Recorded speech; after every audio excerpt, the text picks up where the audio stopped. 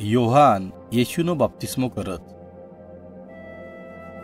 जखर्या अन अलिशिबानो लड़कू योहान आ मोठो हुईन एक भविष्यवक्ता बनी गयो अन यो जंगल में रहतो थो अन महाल अन चिट्टा खातो थो अन यो ऊँटना केसती बनेला कपड़ा घालतो थो।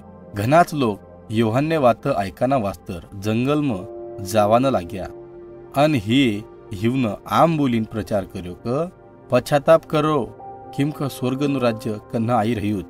अन फेरी योहाननो प्रचार ऐकीन घनाच लोकुवे पश्चाताप कर्यो अन योहानने हिवन बाप्तिस्मो दीधो अन घनाच धार्मिक आगवा बी बाप्तिस्मो लेवाना वास्तर आया। पण हिवे हिवना पापू पर पश्चाताप कर्यो कोनी अन आप अपना पाप भी कबूल कर्या कोनी। योहाने यो धार्मिक अगवाओं बोल्यू, वो साप ना लड़का हो, पश्चाताप करो अन तुम्हारी वागणूक बदलाओ। किमक जो झाड चांगलू फल देनारू कोनी हिन तोडीन आगनी भट्टी में घालवामा आवशेन।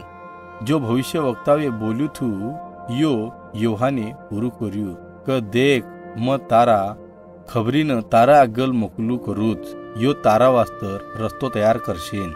काहीक यहुदीवीए योहानने विचार्यू क सू तू मसीहा छ?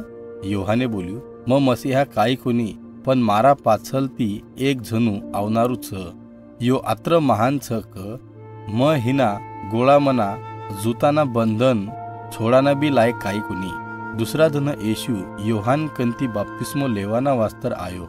योहाने हिने देखीन बोल्यू, देखो देवनु मेंढरू जो संसार मना पापून उठाईन लीजाशेन। योहाने येशून बोल्यू, तुन बाप्तिस्मो देवाना म लायक काई कोनी। हिना पक्षे मन ताराकंती बाप्तिस्मो लेवानी जरूरत छ। पण येशूए हिन बोल्यू, तू मन बाप्तिस्मो द किमक देवनी नजर म आज चांगलू छ। तद योहाने हिन बाप्तिस्मो दिदो जरी येशूए काहीच पाप कोनी करीत हो। अन जद येशू बाप्तिस्माना बाद पानी मती बाहर आयो तद देवनो आत्मा कबूतरना रूप में आईन हिना पर थाम्यो।